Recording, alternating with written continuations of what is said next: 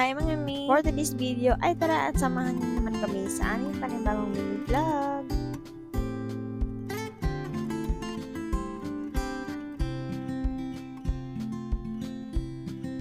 Hindi ako nakapag-upload nitong mga nakaraang araw mga mi. Kasi nga medyo busy ako at nagpahinga lang ako kasi nga medyo masama ngayon pakiramdam ko. Bumibigat nga yung pakiramdam ko mga mi at pakiramdam ko parang nagpalpitate ako kaya naman medyo nagpahinga nga lang ako ng konti at hindi nga lang muna ako nagkilos-kilos dito sa bahay. Anyways, back to the video mga mare. Bali nagluto nga lang din pala ako niya ng aming hapunan at ayan, fast forward, hindi na nga din ako pala nakapag-video nung habang kumakain kami kasi nga na full storage na naman at nalobat pala yung cellphone. Chinarge ko lang ito ng saglit at ayan, nag-video na naman ako. At bago pala ako maglatag, ay nagpalit nga muna ako ng bedsheet kasi yung bedsheet namin ay madumi na nga. At natapunan din pala yan ng gatas ng kinaumagahan ni Bibi Amelia kaya naman ayan, nagmarka nga dyan sa foam at dyan sa bedsheet. Medyo struggle na talaga sa pagyuko-yuko dyan mga mi habang nagpapalit ng bedsheet kasi nga talagang naninigas talaga yung tiyan ko. Pagkatapos ko din talagang mailagay yung pinakang bedsheet mga mari, ayan, naglalagay nga lang ako ng bedsheet suspender para naman hindi talaga tumatanggal. Alam niyo naman may toddler ako na napakalikot nga habang naghihiga-higa dyan. Nako, kahit sabihin pa nating fully gerterized na yung bedsheet namin mga mari, hindi talaga yan magtatagal sa mga anak ko at matatanggal na matatanggal talaga yan. At ayan, sa wakas natapos na din mga mari at ayan, nilatag ko na din at pinagpagan ko lang ng konti.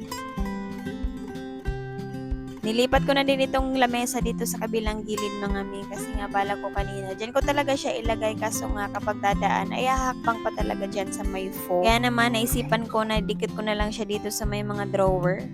At ayan, pagkatapos pwede na rin magpahinga at mag-relax kasi nga nakapagligpit naman na ako at ayan, malinis at maliwalas na ulit yung bahay. At anyways, mga bandang alas 10 pala ito ng gabi mga mare. Ayan, yung asawa ko lang mag-isang kumain kasi nga start na ngayon ng fasting ko kasi nga kinaumagahan ay mag-OGTT na nga galing ako. Kasi yan sila sa basketball mga mare at bago umalis hindi talaga yan kumakain at pagkadating na nga nila galing mag-basketball. At anyways, ayan, mga bandang alas 5:30 pala ito ng umaga mga mare at gumayak at umalis na rin kami mag-asawa kasi nga alas 6 kailangan nandun ako sa clinic para makuhanan na ng dugo. Thankful din ako ngayon sa asawa ko mga mi kasi nga sa laboratory hanggang sa ultrasound ay sinasamahan niya na talaga. Barin kasi yung pregnancy journey ko ngayon mga mari kasi nga masyado nga akong mahilo. Lalong-lalo na nga nung first trimester. By konting init lang ng paligid ay talagang nahihilo na talaga ako niyan. At anyways, ayan mga mari, sa mga oras na yan ay nakarating na nga din pala kami dito sa LDC Diagnostic Center at nakuhanan na nga din pala ako ng dugo dyan. At yung dugo na kinuha na yun mga mari nung una, ay yun yung pang FBS or fasting blood sugar. At ayan, nag-aantay na lang ako sa first extraction. Matapos kong mainom yung pinakamatamis na orange juice na binigay nila, ewan ko na lang. Buti na lang din at hindi talaga ako nagsuka pagkatapos kong uminom. So fast forward mga mi, hindi na nga din pala ako nakapag-video. At ito, tapos na nga din ako sa aking second extraction at pwede na nga din akong kumain at pwede na rin kaming umuwi sa mga oras na yan. At ayan, kinahaponan naman mi, nagluto nga lang din ako ng aming merienda at itong fries nga lang yung niluto ko. Dito ka na lang siya niluto sa air fryer para naman hindi masyadong mamantika.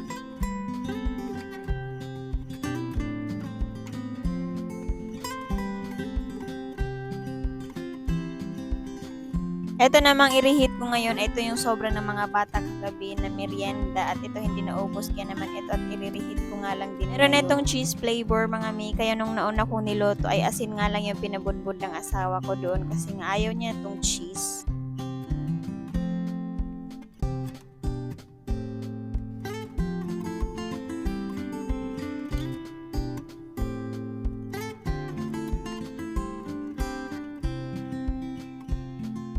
At ayan, naglagay nga lang ako dito ng sausawan dito sa maliit na platito mga mari. At gustong gusto nga yan ito Sabrina. At yan yung nilagay ko dyan sa platito na yan ay kukulangin pa yan mamaya pag nandyan na yung fries. At habang nag-aantay naman na mainit yung fries na pangalawang salang mga mari, ayan, nagtimpla nga lang ako dito ng kape. Huwag kayo mag-aalala na bawal ito sa buntis kasi nga konti nga lang naman yung nilagay ko. At saka dinamihan ko na rin ng creamer para naman hindi masyadong lasang-lasa talaga yung kape. Isang beses lang din naman ako nagkakape sa isang araw ngayong buntis ako mga mare kasi nga sabi ng doktor kapag lumagpas sa 2 tasa ng kape mga mare bawal ngayon at risky ngayon para sa bata at para na din sa akin. Mas mabilis na din talaga ako makapagtimpla ng kape ngayon mga mi kasi nga tingnan nyo naman at meron din akong ganitong thermos.